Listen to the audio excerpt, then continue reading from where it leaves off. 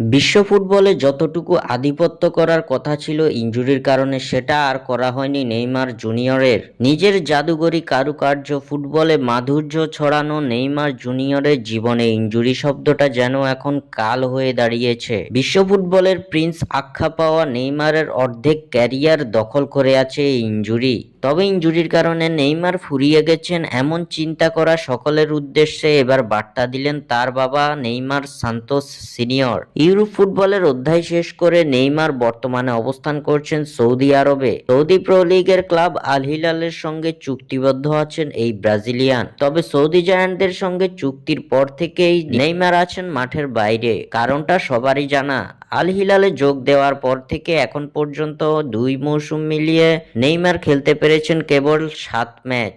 চলতি মৌসুমে দীর্ঘ 1 বছরের ইনজুরি কাটিয়ে মাঠে ফিরে আবারও হ্যামস্ট্রিং এর চোটে পড়েছেন ব্রাজিলিয়ান প্রিন্স।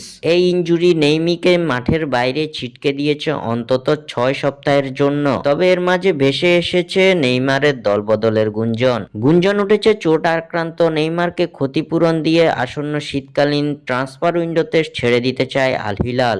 এমন গুঞ্জনে সবার প্রথমে প্রশ্ন জাগবে নেইমারের পরবর্তী গন্তব্য হবে কোথায়। তবে কি এখানেই ক্যারিয়ার শেষ দেখছেন ব্রাজিলিয়ান এই তারকা? এসব প্রশ্নের জবাব এবার দিয়েছেন নেইমির বাবা ও তার অ্যাসিস্ট্যান্ট সান্তোস সিনিয়র। তিনি জানিয়ে দিয়েছেন ফুরিয়ে যাননি নেইমার, সে খেলবে সর্বোচ্চ পর্যায়ে। এই প্রসঙ্গে নেইমারের বাবা বলেন, নেইমার কমপক্ষে 3 বা 4 বছর ফুটবলের সর্বোচ্চ পর্যায়ে খেলবে।